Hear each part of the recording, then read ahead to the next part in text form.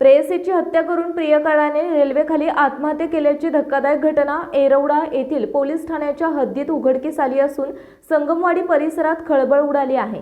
मयत युवतीचे वडील स्वतः पुणे पोलीस दलात सेवेत असल्याने प्रकरण अधिकच संवेदनशील बनले आहे। या घटनेची नोंद येरवडा पोलीस ठाण्यात खुनाचा गुन्हा म्हणून करण्यात आली असल्याची माहिती वरिष्ठ पोलीस निरीक्षक अंजुम बागवान यांनी दिली। मृतांमध्ये गणेश शाहूराव काळे वय 28 राहणार संगमवाडी मूळ बीड आणि दिव्या संतोष निघोट वय 23 यांचा समावेश आहे।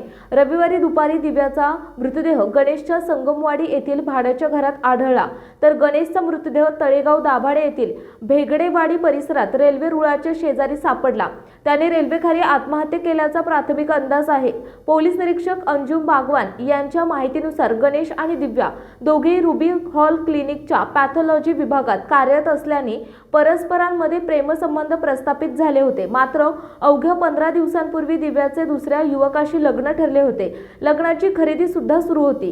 शनिवारी दिव्या घरातून कामाला जाते, नंतर चित्रपट पाहायला जाणार असून येण्यास उशीर होईल असे सांगून बाहेर पडली होती। मात्र ती रात्री उशिरापर्यंत घरी परतली नाही। मोबाईलही बंद असल्यामुळे कुटुंबियांनी सर्वत्र शोध घेतला। ती सापडत नसल्याने काळेपड पोलीस ठाण्यात बेपत्ता तक्रार नोंदवण्यात आली। तिच्या मोबाईलचे लोकेशन संगमवाडी दाखवत असल्याने रविवारी सकाळी दिव्याचे वडील थेट गणेशच्या खोलीत गेले।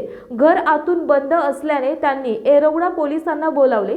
पोलिसांनी दरवाजा तोडताच घरात दिव्या मृतावस्थेत आढळली आणि घटनेचा गंभीर उलगडा झाला। या प्रकरणी येरवडा पोलीस ठाण्यात खुनाचा गुन्हा दाखल करून पुढील तपास सुरू आहे।